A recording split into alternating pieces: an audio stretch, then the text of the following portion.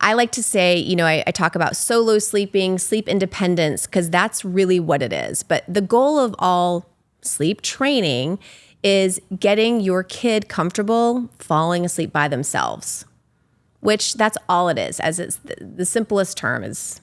And that is really the key to create good sleeping habits. 100%. And kids can do that as young as 4 or 5 months old. But it's, quite often it's parents that end up kind of helping them more than the kids need help. Right. And then that just sticks for a long time sometimes. Forever. What's the most creative excuse that you've heard for a child not wanting to go to bed? Because I get a lot of, where's daddy? I want to go see daddy. Mm-hmm. Which isn't that creative. It's just like, I'm every thirsty. Excuse possible. Every excuse possible. I mean, there's a lot of fears that are really creative. Fears is something that parents really have to use their intuition, whether it's like a real fear or not. But it could be all kinds of crazy things that kids come up with. Mm-hmm. A lot of potty excuses. I have to go. I mean, really, how many times can a kid go potty? I mean, a lot of times is the answer. And they can always like squeeze out one drop of pee, which is enough to make you feel so guilty. Like, oh my God, I do have to pee for the 18th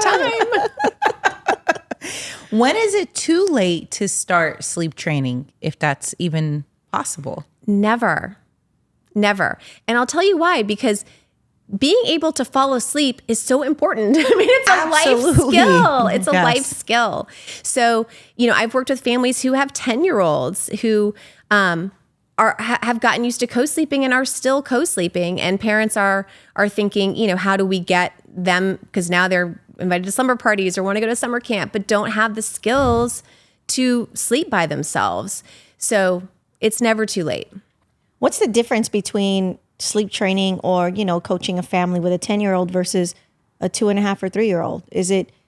Do you find it easier or harder, or is it just different challenges?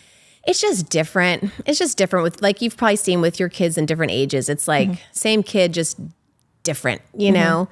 The incentives that you might use with a 10-year-old or the issues a 10-year-old might be dealing with are different. There could be a lot more screen time usage, or you might be starting to see some hormonal changes where they're naturally staying up later. So there could be some schedule issues going on, school anxiety, things like that with a 10-year-old that you're not going to necessarily see in like a 3-year-old. Right.